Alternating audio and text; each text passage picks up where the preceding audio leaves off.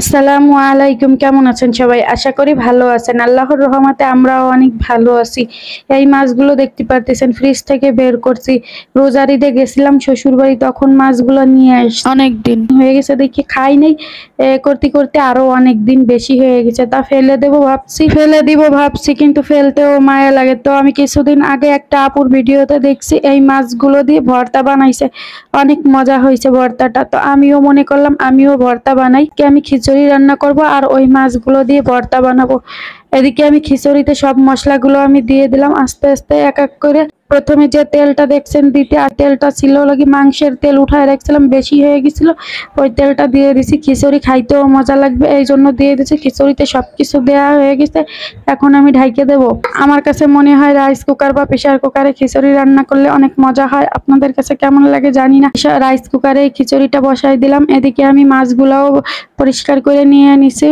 মাছগুলো এখন আমি ভাজবো তেলে, এই জন্য আমি লবণ, হলুদ, মরিচের গুঁড়া, রসুন বাটাও দিছি। এই মাছগুলোর নাম কি আমি জানি না, তবে আমার শ্বশুর বাড়ির দেশে ফাহা মাছ বলে, তো আমি ওই না মাছগুলোর নাম ফাহা মাছ বললাম। এদিকে দেখেন আমার খিচুড়ি রান্না করা হয়ে গেছে, মাশাল্লাহ ঝরঝরিয়া হয়েছে। ঠান্ডা হয়ে গেলে আরো ঝরঝরিয়া হবে। এদিকে মাছগুলোর জন্য আমি কড়াইতে তেল দিয়ে দিলাম, সরিষার তেল, আর মাছগুলো সব দিয়ে দিলাম। এখন ভালো করে আমি মেলে দিব আস্তে আস্তে। এই মাছগুলো আমার তো পছন্দ না কাটা। আমার শ্বশুর বাড়ির মানুষ এই মাছগুলো এরকম ভাবে ফ্রাই করে তারপরে খায়, তাদের কাছে নাকি ভালো লাগে। এই মাছে একটা এক্সট্রা ফ্লেভার আছে, ইলিশ মাছের মতন যেন কেমন কেমন একটা গন্ধ আসে, আমার কাছে অত ভালো লাগে না। আমার কাছে এদিকে আমি মাছগুলো ভালো করে ভেজে নিলাম। এখন আমি রসুন পেঁয়াজ গুলো এইগুলো সব ভাজতেছি। এইগুলো ভাইজে এর ভিতরে আমি ধনিয়ার পাতা দেবো। ধনিয়ার পাতা আমি কোথাও খুঁজে পাইনি, এই কটা ধনিয়ার পাতা একটা ভ্যান গাড়িতে পাইছি। এই কতদিন বৃষ্টি, আর ধনিয়ার পাতার কেজি নাকি 500 টাকা করে, তো কেউ আনে না। এই কটা ধনিয়ার পাতা আমি চুলায় মাছ রাইখে গেছি আনতে, তারপরে পাইছি। এখন আমি মাছগুলো কাটা সব ছাড়াই নিছি।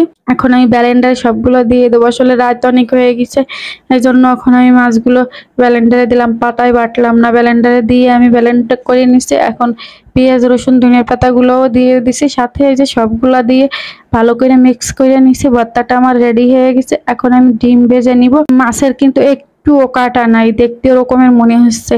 ডিমগুলো আমি পেঁয়াজ নিয়েছি, মরিচ দিই। আবির তো মাছ ভর্তা খাইতে পারবে না, এই জন্য ডিমেও যদি মরিচ দিও তো খাইতে পারবে না, এই জন্য আমি মরিচ দিই না। ডিমটা আমার ঢাইকে দিছিলাম, এখন উল্টাই দিলাম।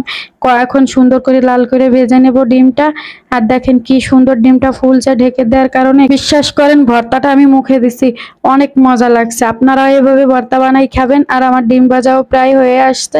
ডিমগুলো আমি এরকম ছোট করে কেটে নিব, আর আরো একটু লাল করে ভেজে নিব। আর ভিডিওটা যদি ভালো লাগে ফেসবুক থেকে যারা দেখবেন ফলো দিয়ে পাশে থাকবেন, আর ইউটিউব থেকে দেখলে চ্যানেলটা সাবস্ক্রাইব করে পাশে থাকবেন। ধন্যবাদ সবাইকে ভিডিওটা কষ্ট করে দেখার জন্য।